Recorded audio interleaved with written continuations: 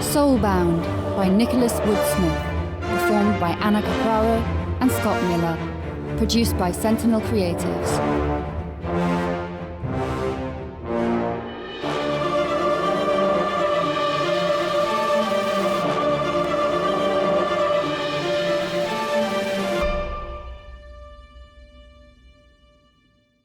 Not all advice is good advice, and when you feel a zombie's jaw clamp down on your protective arm pad while you are slashing at its growling and rotting comrade, then you'll understand that experience doesn't necessarily equate to intelligence. Don't blame this on me, Treth, the ghost living inside my head, retorted. You're the one who told me to charge right in. and you aren't dead yet. Yet being the key word. I waved my free blade towards the zombie to my right. In life, it had been a woman wearing a floral print sundress. Now it was a slobbering walking corpse, abandoned by its necromancer and left to find its own meal. And apparently, I was considered fast food. Well, at least I was fast. Get the corpse off of you. As if I wasn't trying to already. Easier said than done. The pressure of the zombie's jaw was pressing through my padding. I couldn't skewer it, as my right-hand blade was being used to fend off the zombie's partner. Could it be considered a partner? Did zombies have partners? Stop, Kat, stop! Concentrate! There are 2 walking corpses slobbering black blood and bile onto your new jacket and swords. Do something! You're doing well, Kat. How? The undead are pinned. They can't bite you. What, by the rifts, is this then? I shouted, indicating the undead biting my arm pad as if it was a chewy, overcooked steak. Progress. I rolled my eyes. My fault for asking. What will you do in situations like this? Use my shield to... I don't have a shield. Oh. Well, then make one. Make one? Before I could ponder Treth's suggestion, the zombie to my right dove to the side, avoiding my blade, and lunged forward. I must admit that I let out a bit of a squeal. Not fear, mind you. More frustration. I'm very brave. I'd never squeal from fright. The slobbering corpse shot forward as its comrade chewed on my arm. I didn't have armour on every inch of me, much to Treth's chagrin. Alas, plate mail was not readily available to students in a 21st century city. I had to make do with hockey pads and an assortment of makeshift tactical gear. The plight of a part-time monster hunter. Spin! Treth ordered, breaking me out of my reverie. I dutifully spun, pulling the munching zombie in front of me. The zombie buckled, and I felt the reverberation of the collision as the zombie charged into its comrade, pulling it off my arm. By the fires of the lady, purge this filth! With both my arms free, I gripped my swords and thrust into the disoriented undead's heads simultaneously. My blades met resistance, but with a squelch and crunch bit through the rotting flesh. The gurgles stopped, and black blood oozed from around the blades inserted into the zombies' heads. And that's why I used 2 swords, I said between pants. A shield and sword are better any day. I rolled my eyes. If I had teammates to help form a shield wall, a shield is only useful until the zombs get behind me, and then my neck is an all-you-can-eat buffet. I prefer 2 blades, thank you very much. Means I can kill them faster. And faster kills meant faster pay, and I desperately needed pay. How much you getting for this lot? You were there when I got the job, I replied, withdrawing the blades from the zombies' heads and wiping them down on an old dish towel. $30 a head. And how much is that worth? In your medieval night world? I don't know. 1 ducat and a pheasant's tail feather.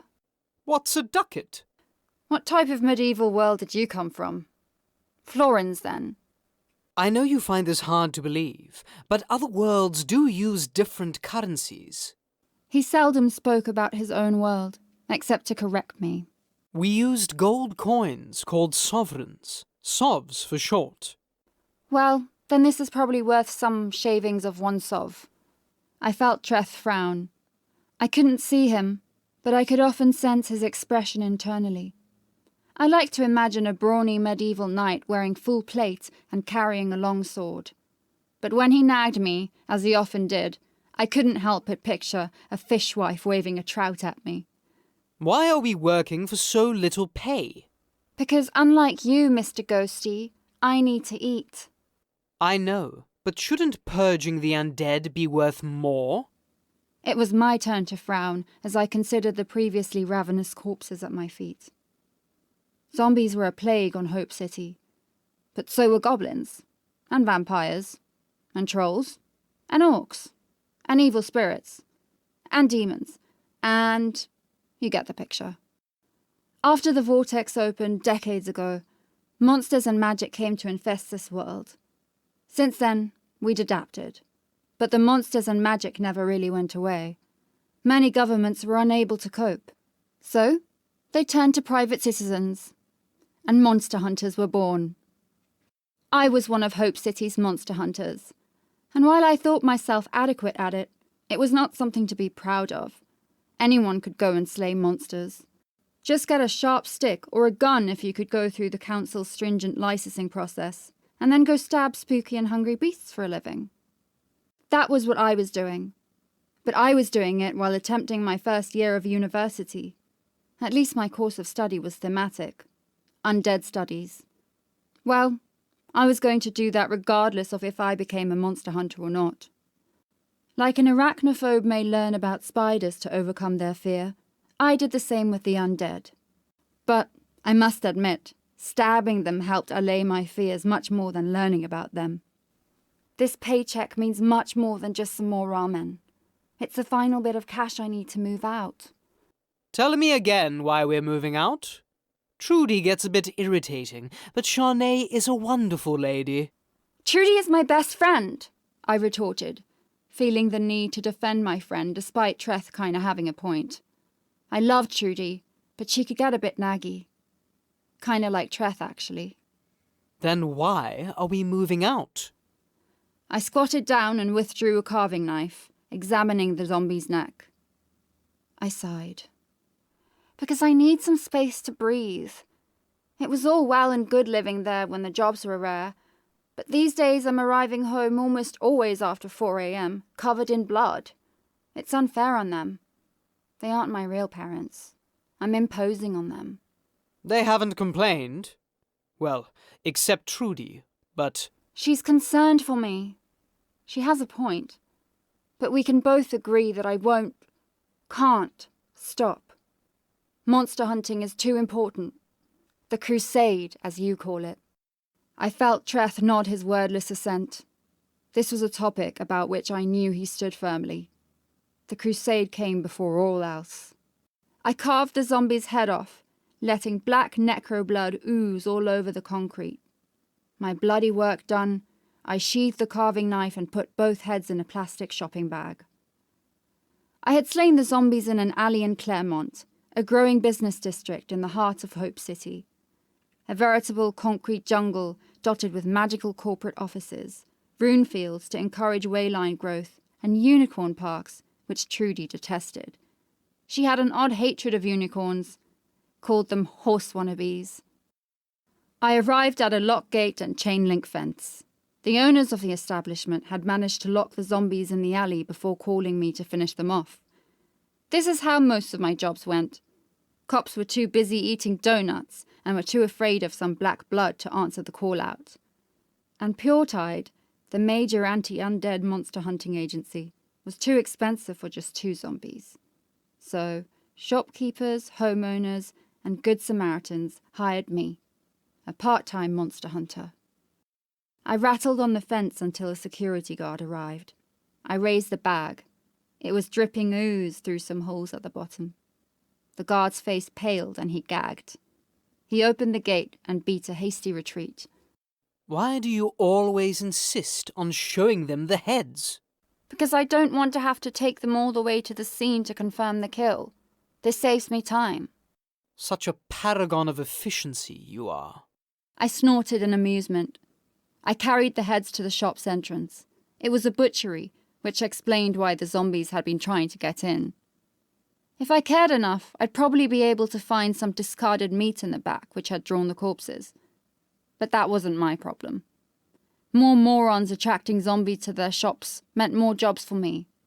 Well, there were always enough jobs for me. The undead never slept, and they never seemed to stop. As I entered, the butcher eyed me, and his eyes widened. He raised his hands to stop me from entering further, and I stopped, dripping blood onto the doormat. He hastily took off his gloves and took some notes from the till. Please get rid of those things, and not in here, he said, counting out $60 and putting it in my gloved-free hand. I nodded my thanks and left, tossing the zombie heads into a trash can. Sanitation should deal with them. This city had been facing zombie attacks for over 40 years. It should have the infrastructure and common sense to deal with them by now, but the fact that they didn't meant that I had a job. Where are we off to now? Sure, he lived in my head, but he couldn't read my thoughts. While nobody else could see or hear him, he could only hear me if I spoke aloud. Led to some awkward moments when I thought I was alone, and someone caught me having an intense conversation with my ghostly night companion. I'm pretty sure Trudy and my other friend Pranish thought I was insane. Well, they still hang out with me, so not too insane then. Unless they were also insane, which was very possible.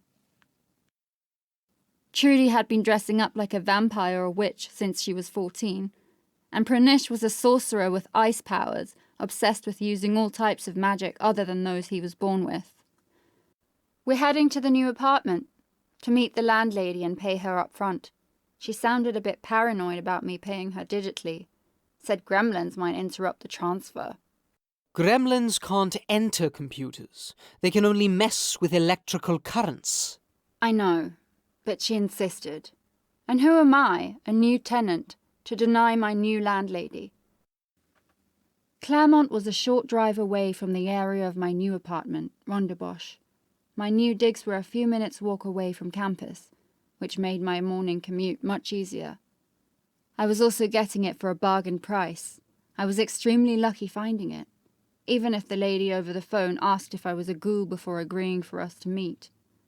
I'd been saving up to move out for a while now, and I was carrying the cash, smeared with blood and all, to give the landlady upon getting to her. Aren't you missing a class right now? I checked the time on my cell phone. First semester history. Midway through the lecture, I shrugged. It's history. It isn't going anywhere, and I've read about the Phoenicians before. But I wanted to learn about them, Treth replied. And was that a pout I sensed?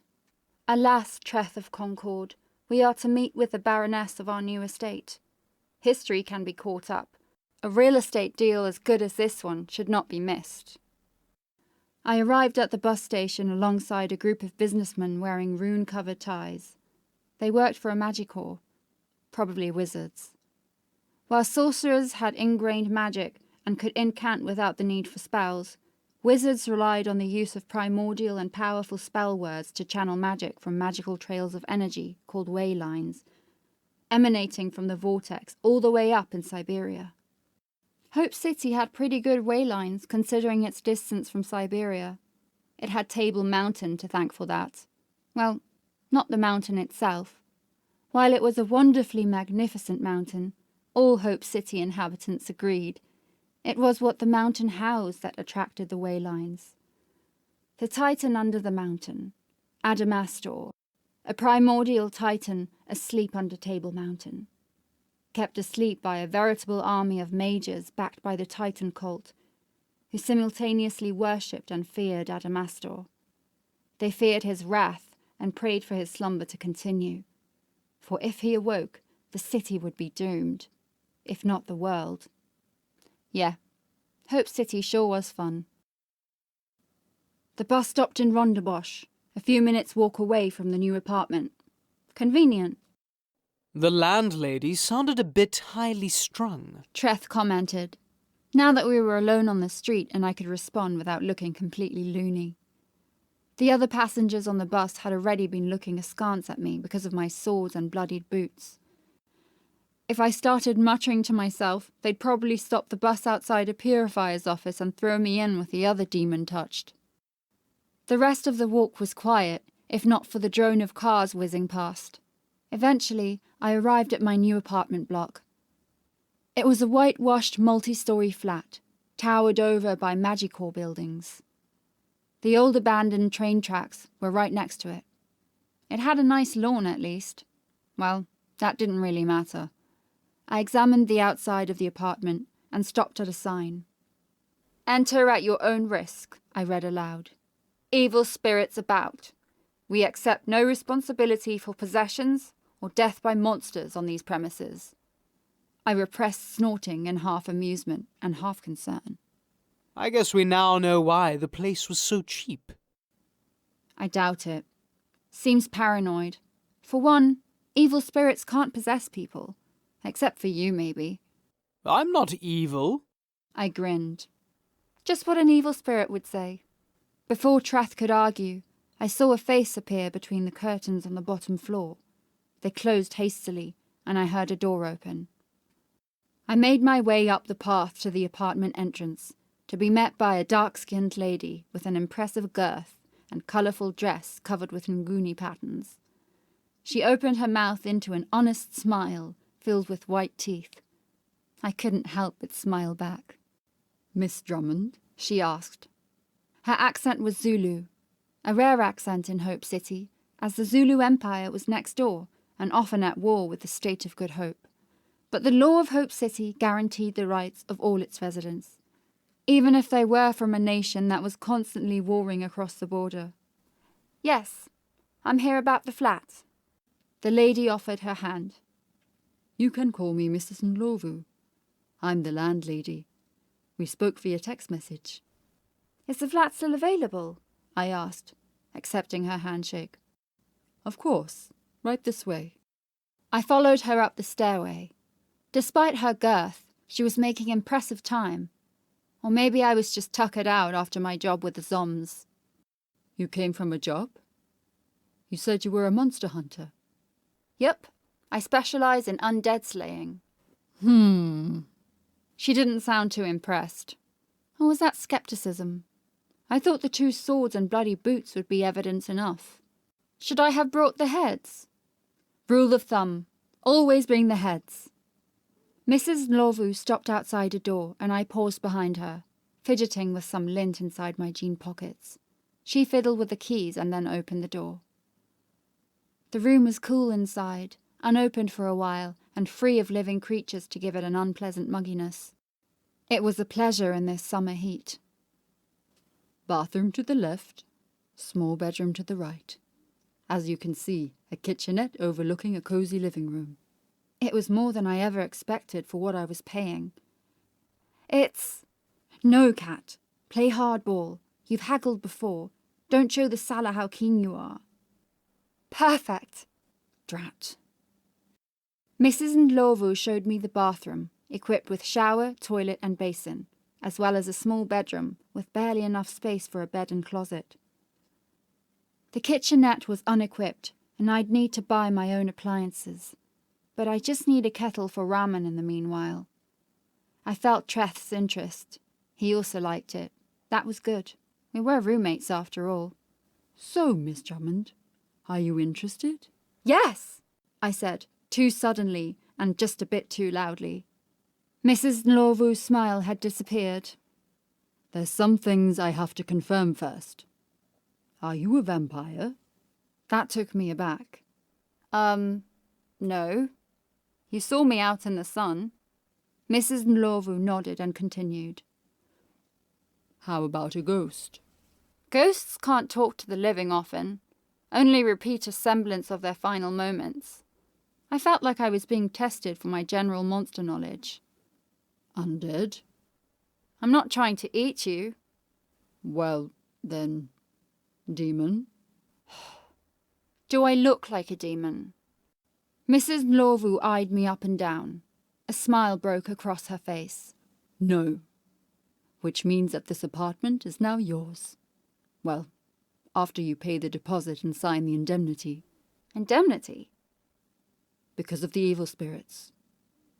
What evil spirits? I don't know, but just in case. And some people thought I was mad.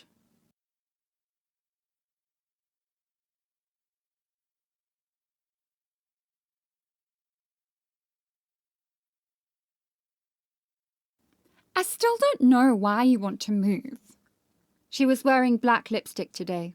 Well, she wore it every day. Her eyeshadow was also black, and her skin was made paler than her naturally nerdy lack of tan.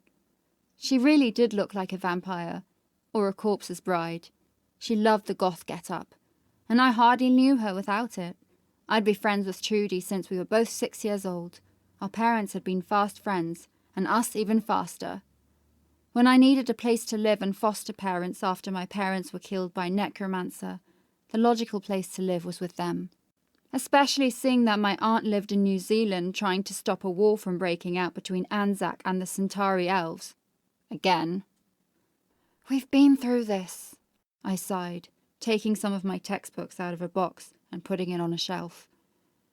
Trudy was replacing the plug on a kettle the Davisons had got me. Shawnee didn't want me to starve, even if I was leaving her. A wonderful woman. I almost regretted leaving. The kettle was a newer model, with a plug too modern for the old-fashioned plug point of this old building. Trudy was remedying the situation. Despite her goth aesthetic, she was more of a technical nerd.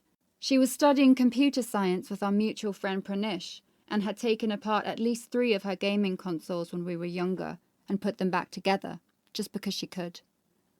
Only Pranisha passed her in terms of raw computer skill, but he didn't like getting his hands dirty, while Trudy was at home with a screwdriver. Trudy stopped her work and looked at me as I contemplated the cartoonish image of a zombie on my textbook. Was an inappropriate cover, in my opinion, but most students had never fought zombies before, never even seen them outside of an online video, never saw the brutal way they devoured their prey, their relentless terror. They never saw the black blood or contemplated their own mortality while being overwhelmed by the raucous cacophony of undead growls, groans, and screams. "Kat!" Trudy said, loudly, grabbing the book from my hands and shocking me out of my reverie. Yes? Trudy frowned. Did you hear what I said? Something. Trudy rolled her eyes. I was saying that you really don't need to move. All alone. You're welcome to stay as long as you like. My mom and dad agree. You're family. I shook my head. I loved the Davisons, but they weren't my real family, and I needed to do this. I smiled weakly. I have to do this, Trudy. I feel like a parasite living off you guys. And it's worse with my new job. I can't expect you guys to live with me arriving at the crack of dawn every day and treading blood in the house. Trudy frowned. So you'd rather track blood in your own house? Yes, that's kind of the point of moving. Shouldn't you rather just stop trading blood altogether? I sighed. We'd been through this before, many times. Trudy didn't like me risking my life every night for a measly paycheck. I know. Very irrational. How's Pranisha's new job? I asked, trying to change the topic. Trudy turned back to the plug points. Cozy. I wouldn't work for that low of a salary, but he doesn't really need the money. I nodded. Pranisha's parents were second-generation sorcerers and big-time old money. They ran a big magic hall. While they detested Pranisha's weak magical affinity, they still gave him a generous stipend to survive on. His apartment in Rondebosch was typically the venue for most of our house parties due to its size. A bookshop is a good place for our old pranny to work. He should be working in an IT store. People can have more than one interest. Look at you, for instance. You don't only like electronics, you also love hating unicorns. Wannabe horse bastards. Trudy replied on cue. She grinned, but I saw a hint of sadness in that grin, and some moisture in her eyes. This was really eating at her, wasn't it? I frowned and stood for my unpacking. It's okay, Trudes. No, it's not. I heard the hint of a sob in her voice. She wiped her eyes, blurring some black eyeshadow over her white makeup. I reached in to hug her. She tried to recoil, but I was faster and stronger. She accepted the hug as I settled my chin on top of her head and held her close. We're gonna see each other every day, I promise. Who else is going to buy me lunch? Trudy tried to laugh, but it came out as a sobbed snort. I squeezed harder. I'm not going anywhere far. I'll still see you. We'll still hang out. And now you get to turn my old room into a game room or some sort of goth shrine. Or a planning room to murder unicorns. But nothing. I let go. She had been crying, trailing black down her cheeks. I smiled, reassuringly. Things will work out for the best, I promise. Will you really be okay here? Alone? I'm never alone, but couldn't really tell her that. I'll be fine, and you know me, I'm an introvert. Trudy wiped away her tears and her expression brightened. Well, I still think you're being a bit silly moving. But if it's what you want, then I'll make sure to visit. A lot. I'll make sure you do. Trudy checked the time on her cell and plugged the kettle into the socket. I've got a date in a bit. Are you going to be fine here? I gestured for her to leave, ushering her out. Go! Go, my friend! Conquer male kind! She snorted and then leaned in for another hug. Phone me if you need me. I will. We said our goodbyes and I finally shut the door behind her. So, it's done. Yup. A new place. My own place.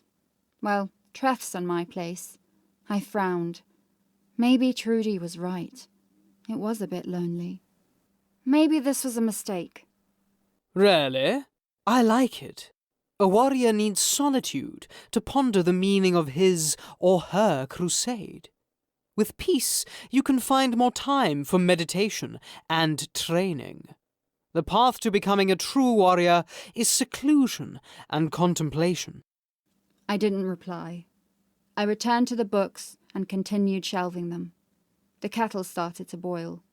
Trudy had left it on for tea.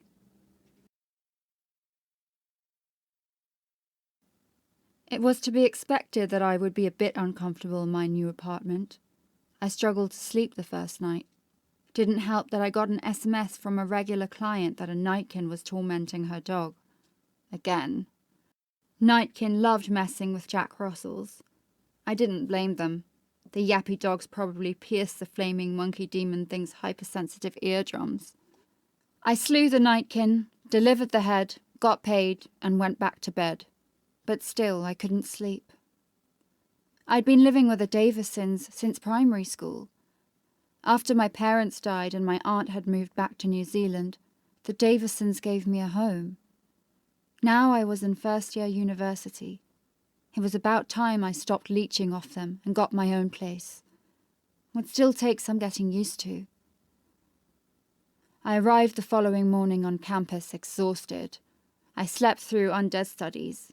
Treth took notes for me, but this manifested more in the form of whining. These pretentious knaves don't know the first thing about the undead. I doubt they could tell the difference between a ghoul and a ghoul. I sighed heavily while chomping on a sandwich Trudy's mum Charnay made for me.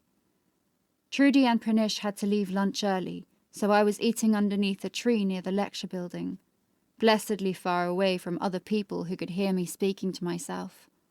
Undead studies is informed by science and rigorous testing. We can learn a lot from it, and it'll help with the crusade. Science, schmience, nothing beats hands-on experience. When's the next hunt? We had a hunt last night. That wasn't undead. Nightkins are arguably undead. Arguably, not definitely.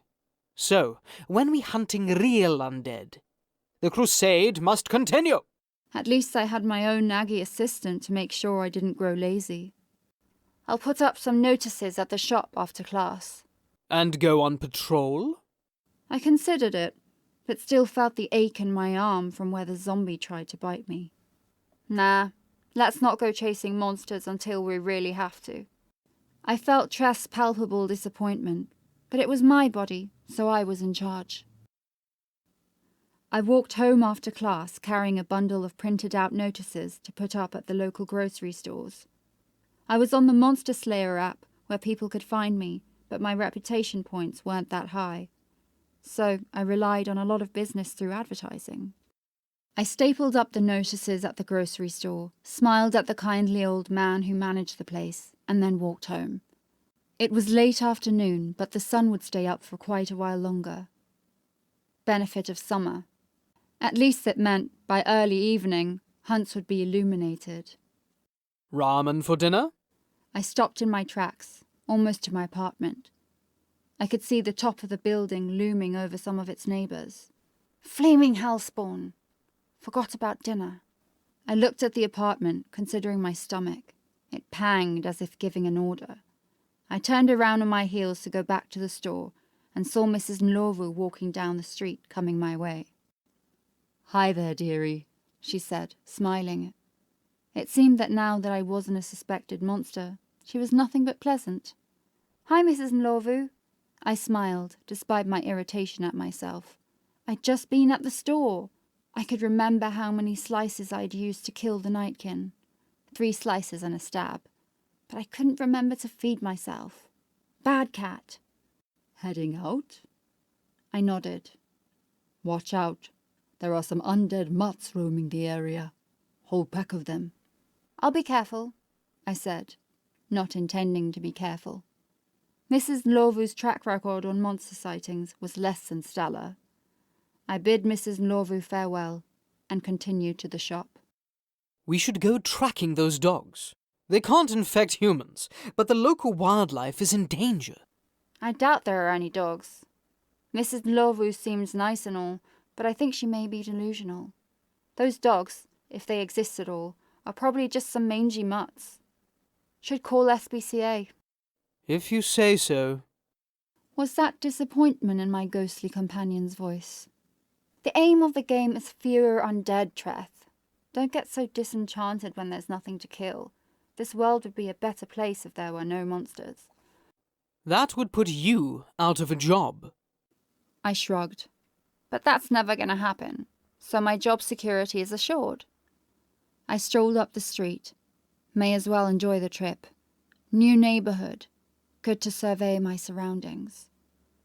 What would you be if you weren't a monster hunter? Treth asked, his tone genuinely curious. What would you be if you weren't a nosy ghost? Ouch. Well, I was a knight of a holy order in life. You know that.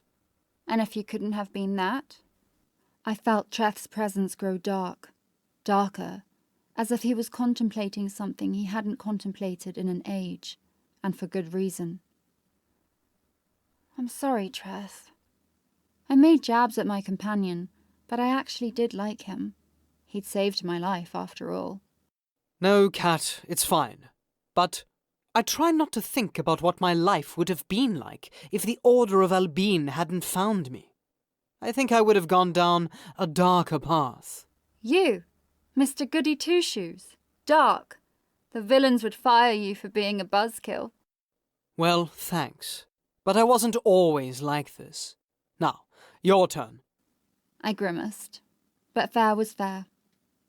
Well, when I was younger, before all the, happened, I wanted to be a teacher.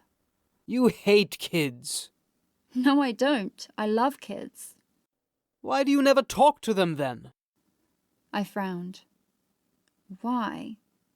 Perhaps because it would be inappropriate for a blood-covered teenager to shoot the breeze with a primary schooler.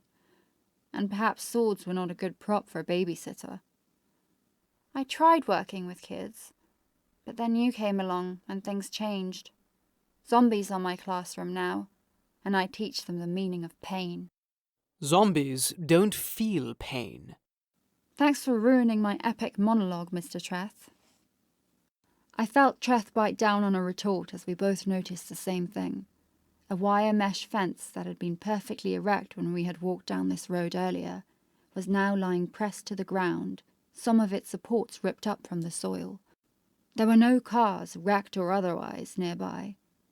A man sporting a goatee was rubbing said goatee as he considered his now trashed fence. "What happened?" I asked, my tone getting steely. "Business time." Rifts if I know.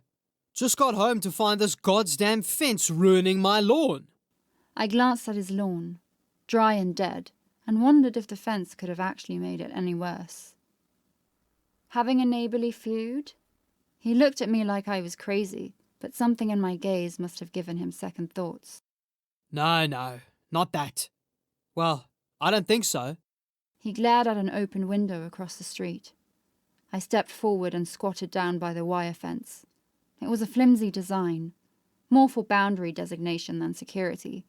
Wouldn't do much to stop a burglar or a monster. "See anything?" I whispered to Treth. Excuse me? I ignored him. Doesn't look like that fence was damaged directly. Perhaps too much weight at the top. Or something heavy jumping into it. I examined the support poles. Are you a detective? No, monster hunter. He paled. Monsters? Here? Possibly. Is your house secure? He looked at his front door and windows and sighed in relief. Phew. No breakages. Maybe whatever it was ran through to the back. I nodded and stood. "I'm going after it." The man nodded and remained standing. You're unarmed, Kat. "I can't go and get my swords. We'll lose it." Perhaps that would be best under the circumstances. "Recon first, then we trap it. Then I get my swords." Treth sighed. "I win." I moved into the man's property, past his front lawn and down the side to his backyard. His back lawn was drier than his front lawn. To be fair, it could be the season's fault. No rains since spring. But hydromancers were cheap. Could supply a water park in a desert with their rates. His back wall was a cheap concrete type, and it had claw marks marring its white paint. Claw marks and... I took a closer look, dragging my finger across it and smelling it. Black. Necroblood. Undead, get your swords. I need to ensure it doesn't hurt anyone else first. I lifted myself up over the wall, thankful I had worn my practical clothes today. Well, I always wore practical clothes. Couldn't keep knives in a skirt. As I expected, the trail of destruction and black blood continued in the backyards of this other property. A deck chair had been flung into the pool, and there were some black stains on the brickwork. I hoped the owners called sanitation, or had some bleach, whatever worked best. I jumped another back fence and stopped at the sight of a dead dog. An actual dead dog, not undead. Well, at least not yet. The pit bull mix was lying prostrate by the wall, a festering bite wound in its back. It had probably been keeping watch when the undead scaled the wall. Its bark had probably been worse than its bite. Alas. Whatever undead this was, it most probably could infect dogs, and no owner deserved to come home to be bitten by their zombified pets. I looked around and saw a loose garden rock. Better than nothing. I held my breath, hoisted the rock, and smashed the corpse's head in. Treth winced. I upchucked a bit. At least I wasn't the one who killed it. I just kept it dead. Can't leave it here. The owners will see it. I nodded and picked up the corpse, getting red and black blood on my shirt. I had others. I carried it out front, hoping the owners wouldn't come home, and put the corpse in a municipal bin alongside the rock.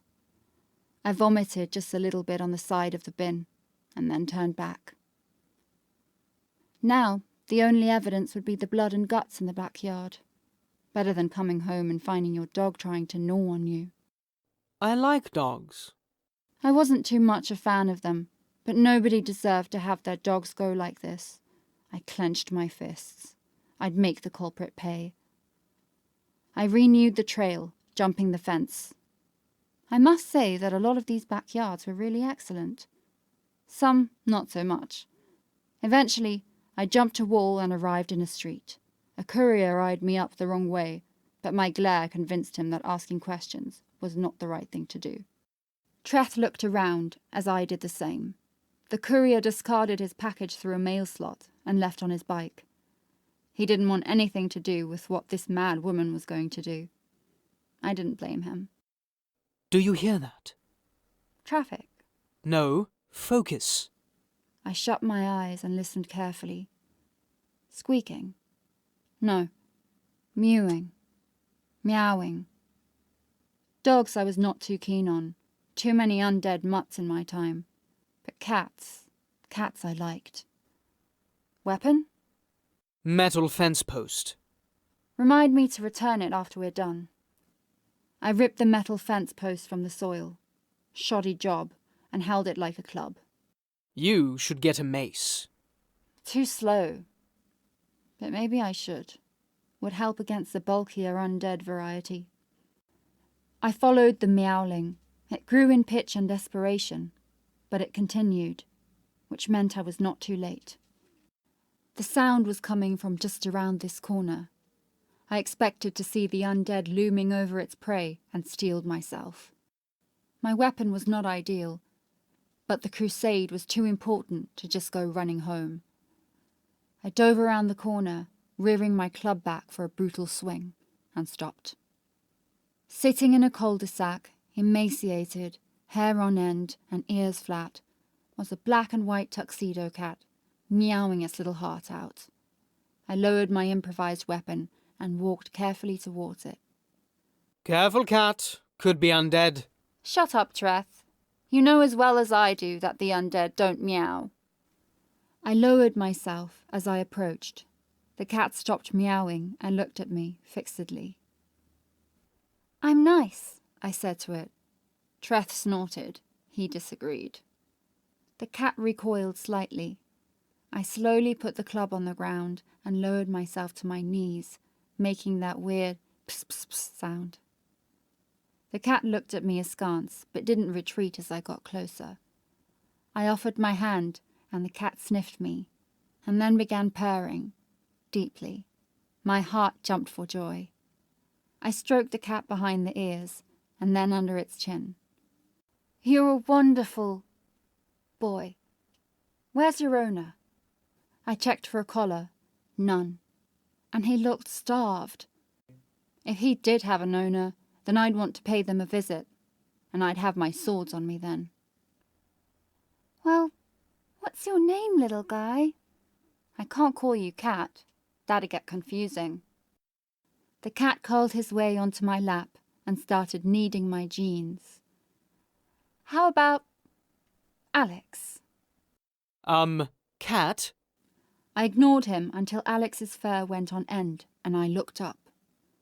4 dogs loomed over us.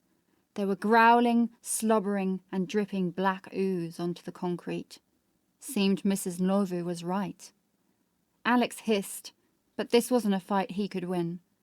I glanced at my improvised weapon. Even if I had my swords, it wasn't a fight I'd want to try winning.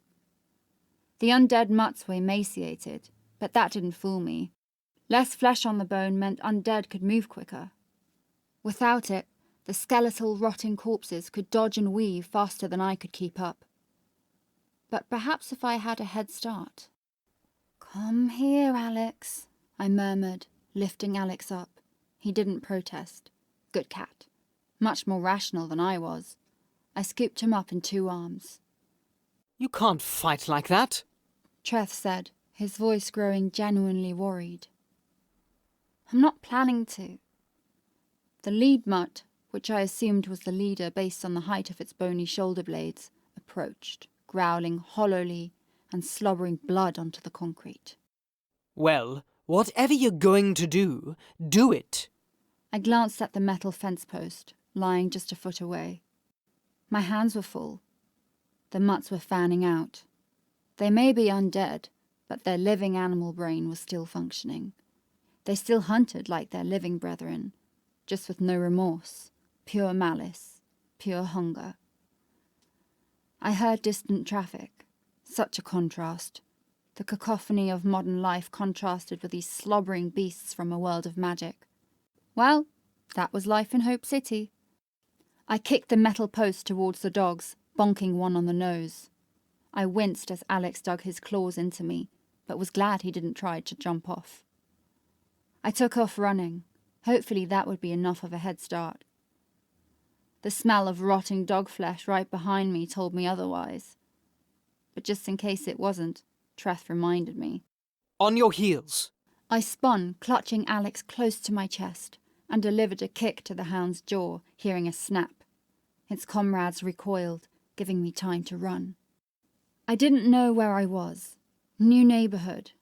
But I did hear traffic, and traffic meant cars, and cars held the record for most kills outside of man-made genocide. I just hoped I wouldn't be an addition to that statistic. The dogs didn't huff or bark. They only gurgled and growled. I felt them closing in again as I jumped onto a parked car's bonnet and slid over. I heard a crash as a dog barreled into the tires of the car. The sound of traffic was getting heavier. Rush hour. And we were close. Kat. I know, Treth. I stopped and pulled back, just as a dog landed in front of me. It had leapt from the car's roof over my head, just to smack into a lamppost.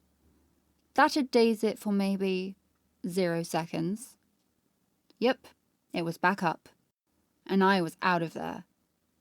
And just at the lip of the suburban street. The main road just ahead, and the veritable mishmash of cars passing like a raging river. I took a deep breath. The dogs were just behind me. Alex looked up at me with saucepan eyes. Athena! You sure know how to manipulate a girl. A minibus taxi whizzed past, well over the speed limit. The dogs were moments away. I stepped forward. The car skidded to a halt as the dogs collided into its sides, one having its head chopped off. I took another second to confirm that they were still on my tail, and then crossed to the other side. Some drivers waved their fists up at me, but upon seeing my pursuers, accelerated out of there. I felt a tinge of guilt as the dogs charged through windows of stationary cars, but thankfully they had their sights on me and Alex and didn't harm the drivers. 1 down, 3 angry undead mutts to go. But at least I knew where I was, and I was sprinting full throttle with the cat in my arms towards my apartment. I needed my swords, and to put Alex down. He was a good cat for staying so still, but he probably knew I was his only hope. I got that a lot. Which street? I panted, rushing past pedestrians who jumped over fences as they saw what tailed me. I don't know. Well, shit. Was it that one? Or the next? Too late. I turned. It had to be this one. The dogs were right on my tail. 4 of them. Didn't the one get smashed? Oh, it had half a head left. I wouldn't want to explain half a dog's head lodged in my smashed headlights to the mechanic. My apartment was right up ahead. Or it should have been. I was looking into a cul-de-sac by the old rails. But where was my flat? I ran to the end. No flat. No Mrs. Norvu. Just a dead end. I took a wrong turn. Oh dear. The dog slowed down to a menacing trot and then stopped. They identified me as a threat and wanted to be careful. Made them more dangerous than human zombies. Human zombies didn't have that animal instinct. They just charged right in for their meal. Made them good cannon fodder. Animal undead still had a semblance of their living instinct. Made them proper predators. And I was their meal. Alex hissed from my arms. Good boy. Be brave. I put him down behind me and looked for a weapon. Nothing. I raised my fists and got into a fighting stance. Alex stayed behind me, his hair on end. That's when I heard AC/DC's famous and unforgettable track, blaring out of a car radio, hurtling down the street right towards us. I'm on the highway to hell! With very little thought, I grabbed Alex again and dove out of the way, just as the black van smashed through the dogs, pushing them against the fence. I heard fatal crunches and the gurgling stopped. Ooze and limbs pushed out of the holes in the fence onto the tracks. The black van was solid, halfway between a truck and a tank. It had a logo of a crimson dragon in flight on its side. Drake and Bane, monster hunting agency, the big leagues. The van backed up, revealing the grinning face of a man with dark short hair and a juvenile grin. Hey, you okay? He shouted over the lyrics. I'm fine, I shouted, still jumpy. Being charged by a hurtling armoured car would do that to you. I had it under control, by the way. He eyed me up and down, and his grin grew. I'm sure you did. He turned off the music and got out of the car. He wore tactical get-up, armoured vest, proper Kevlar. He had a pistol holstered on his side, and I saw a shotgun in the van. He offered his hand. It was connected to a well-muscled arm that could give an orc a run for its money. Brett. I accepted and shook. Kat. And this is Alex. Well, Catty. Catty? He indicated the dead hounds.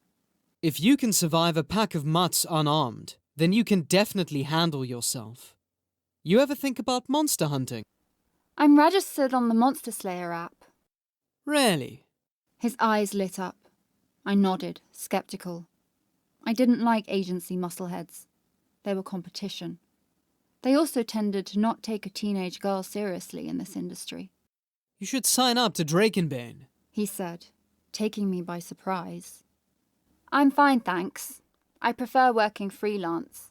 I'm still studying. Studying and monster hunting. Part-time monster hunter. I nodded again. Alex was purring. Relief, perhaps? Well, here's my card if you ever change your mind. And even if you don't, Drake and Bane is always looking for monster parts. Can make most of your money that way. A zombie head fetches more than the hunt pays on the market. I would be sure to keep that in mind. Seriously, I needed the money. And I knew the heads were somehow important. I've got to get going. I needed to get dinner for Alex and myself. Did I have enough money? I hoped so. Well, I could afford to miss one dinner. Brett shook my hand again and gave Alex a quick scratch behind the ears. Well, be seeing you around. He got back in his tank of a van, but before reversing, called out. I meant what I said. You've got guts, and that's what it takes to be a damn good monster hunter. Contact me if you ever want to team up. I waved him off as he reversed away, did a 3-point turn, and sped off. The fence had a huge dent in it, and the dogs were just a bunch of bloody bits. What an uncouth man. What did he mean by catty? I shrugged and examined what Brett had left behind in his wake. Selling parts, eh? I rubbed my chin with my free hand. I looked around and saw a plastic bag caught on a lamppost. It seems, Alex, that we're both eating tonight. I grinned as I started putting the bits into the bag. I was going to eat well tonight.